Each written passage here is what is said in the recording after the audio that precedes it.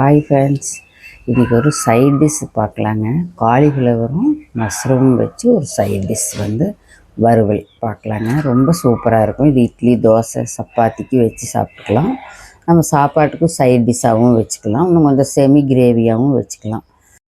இது ஒரு பேன் அடுப்பில் வச்சு கொஞ்சம் எண்ணெய் விட்டுக்கலாம். ஒரு 1.5 ஸ்பூன் எண்ணெய் விட்டுருக்கிறேன்.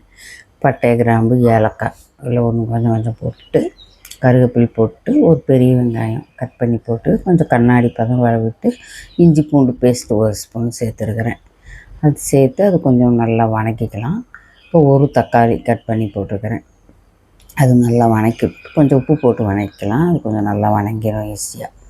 வதக்கிட்டு இந்த மிளகாத்தூள், கரம் மசாலா தூள், மல்லித்தூள், மஞ்சத்தூள் எல்லாம் சேர்த்து கொஞ்சம் நல்லா வதக்கி விட்டுக்கலாம். அது கொஞ்சம் பச்சை வாசம் போக விட்டு கொஞ்சம் தண்ணி சேர்த்துக்கலாம்.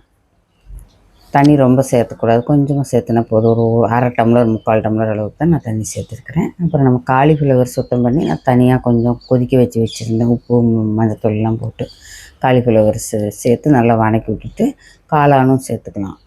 காளான் சேர்த்து கொஞ்சம் நல்லா ஒரு 2 நிமிஷம் நல்லா ஃப்ரை பண்ணி விட்டுட்டு, சும்மா கொஞ்சமாக தண்ணி இன்னொரு 2 கை நான் தெளித்து விட்டுக்கிறேன். தண்ணி தெளித்து விட்டு மூடி வச்சோம்னா இந்த மாதிரி செமி கிரேவியாக இருந்தாலும் போதும். ஒரு 2 நிமிஷத்தில் இந்த மாதிரி செமி கிரேவி ஆகிரும். இல்லை நம்ம வறுவலாக வேணும்னா நான் கொஞ்சம் வறுவலாக வேணுங்கிறதுனால ட்ரையாக பண்ணிக்கிட்டேன்.